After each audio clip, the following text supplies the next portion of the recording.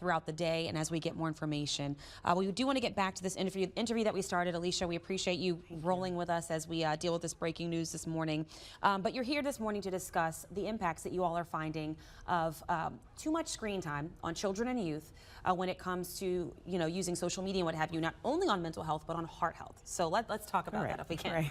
So actually, children and adolescents, young adults, are found that they may have a higher risk of cardiometabolic diseases like high blood pressure, high cholesterol, and insulin resistance when they are using too much screen time. Really? What is the connection there? What's the correlation there? It is actually related to the lack of sleep. So the screen time use impacts sleep, which ultimately impacts heart health.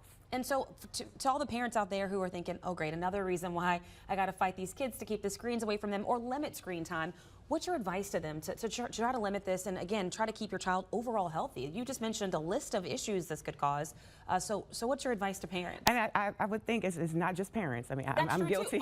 And you're right about that. All of us go to sleep with our phones next to us. Right, so it's not just parents, but not just kids, it's parents as well. Just try to model the healthy behavior. Okay. Use screen time limits, set timers, try to limit use before bed. Also try to get back to doing the things without phones within the home, maybe reading and playing board games. I try to do that with my son as well. We try to stay away from screen time, but it's difficult for both of us. Well, especially because a lot of homework is now on screen. So just maybe limit screen time to when you absolutely have to use it, and then for fun, really limit that because you have to use it so much for work and work absolutely.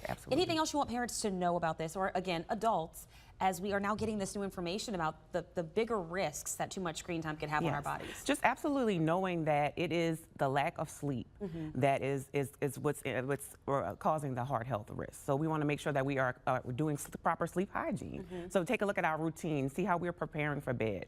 Just really trying to focus on that because in the long run, it does have a long-term impact on our heart health. Alicia Reed, thank you so much for your time this morning, and thank you again for working with us as we continue to follow this breaking news. And speaking of which, we do want to get back out to that news.